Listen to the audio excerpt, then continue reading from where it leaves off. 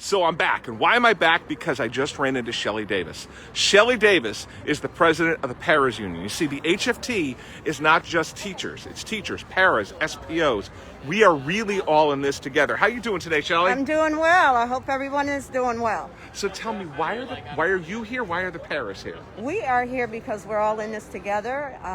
We need to stand strong, be together, and follow up and finish strong this year for our students. Now, talking to the paras out there who are saying, well, why am I fighting for things like smaller class size? Why am I fighting for equitable funding and more money into the schools?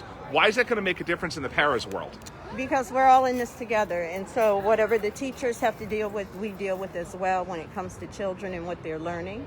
And a lot of our paraeducators work with special needs students. Okay. And those students need to have their services the way they are listed in their IEP, so they get the best of everything we have. Now, paras probably know this even better than teachers do.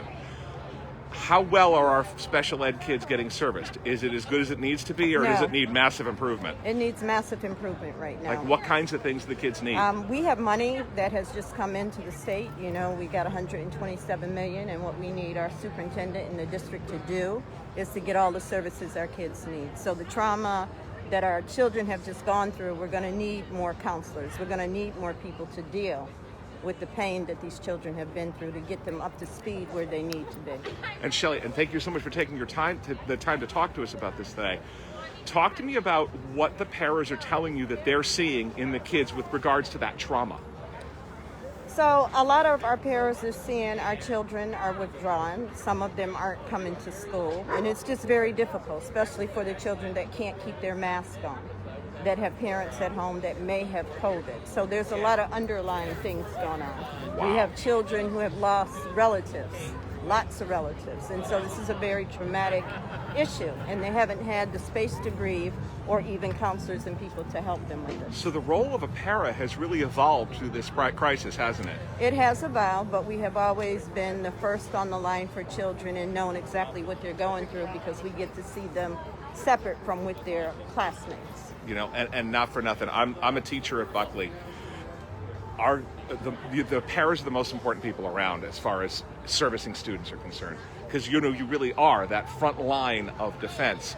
You're seeing it on so many levels.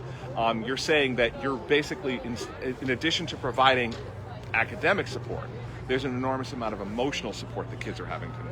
Emotional and social support right now is what's going to be needed for all of our students. Wow. And how are the paras doing? How are they holding up as teachers, as people, as educators? As people, AFT has had a lot of resources. We have our meetings on Zoom. We stay in contact, and we're trying to make sure that each of us is okay.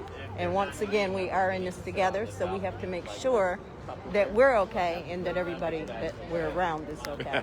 Yeah, use the oxygen mask for yourself first, right? So we're there for our kids. Absolutely.